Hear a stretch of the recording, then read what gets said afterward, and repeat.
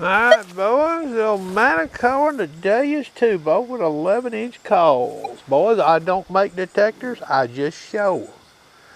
And have occasionally helped some manufacturers test some detectors. Little gold ring down there, you see all that wire? And that wire's ferrous, it's not aluminum. Okay, and you'll know when I sweep over that it ain't aluminum. This is all-terrain low conductor zero stabilizer. I've noise canceled this machine.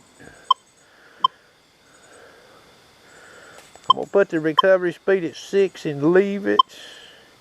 7 upper Ferris limits. What happens here? I'm gonna mash the horseshoe button. You hear that?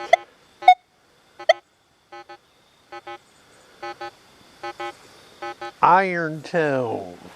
We're coming over here.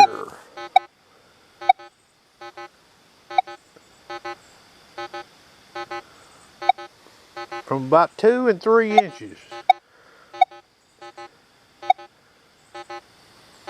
You hear a little flicker of a tone right there. Alright. Upper Ferris limits down to 6. We'll come over here and sweep. No help. What about over here?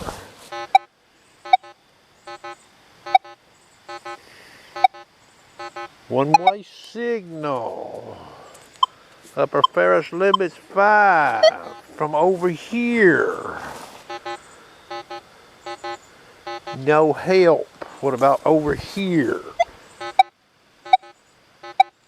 Now we get two-way signal, but we must run that upper Ferris limits down to number 5. And I've looked at speed settings on this machine. There's no need for me to show all of them. Speed 6.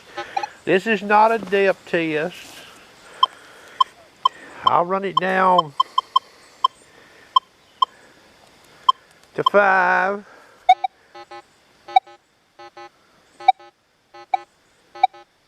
So even at 5, it takes away our two-way signal there for the most part. Even with that lower, that 5 setting, you notice that.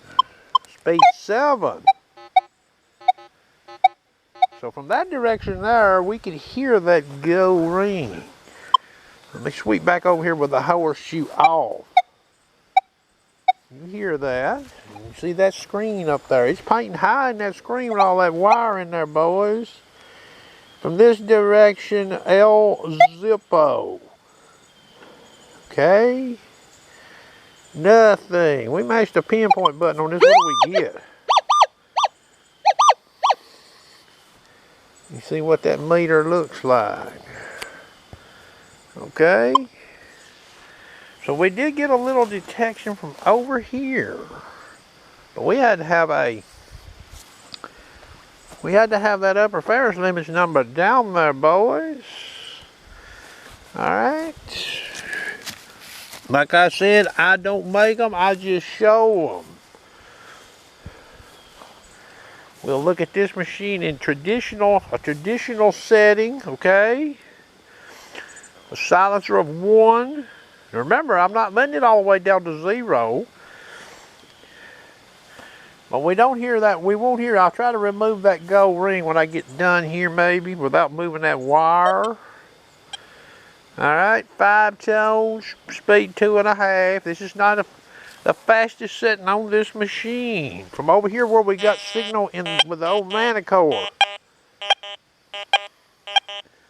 So we've got two-way signal there. Alright. With a silencer of 1. What about over here?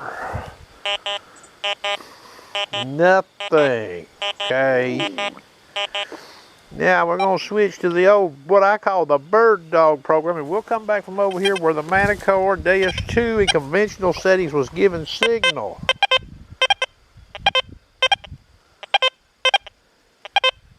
So we're getting two-way signal there with the bird dog program. But what about over here?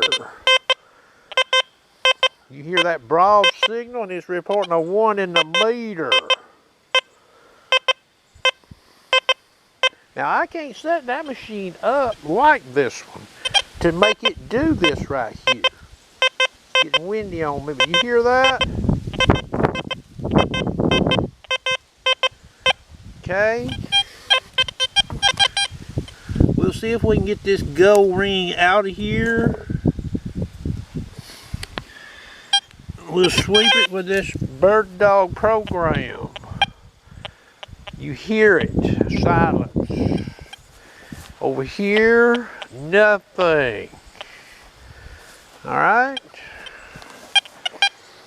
So you can see the difference in these two machines. Now, this is what I'm doing with this notch in this machine here now is something that I've learned as of late.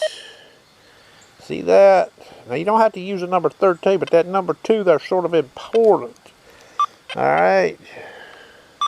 Signals that read 1 and are broad on this machine can be masked non-ferrous targets tangled up with ferrous materials. And it drives the ID down to number 1. And I opened up the number 1 slot in this machine. And if I turn on such targets, I have a potential, if it is a non-ferrous target, to get a more traditional sounding tone, because I'm detecting it over here probably from the most challenged position. Alright, so you got to see both machines. Hope you enjoyed.